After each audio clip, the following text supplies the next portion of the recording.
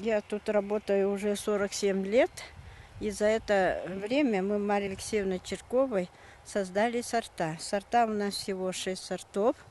Это якутская, харакаталык, эркени, мирючана. И последние вот нынче патент получили на сорт Люция и памяти Кандыла. Вот я держу сорт Люция. Очень вкусная и очень хороший сорт, зимостойкая, витаминная.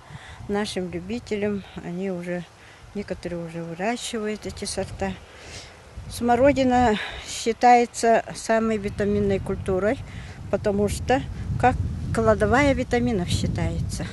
Это витамин С, и всем болезням, это сердечным мышцам, почечным больным, печеночным.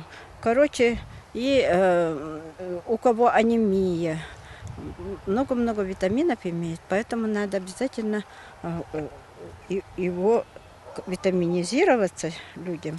И чем лекарства дорогие купить, надо свое питание регулировать.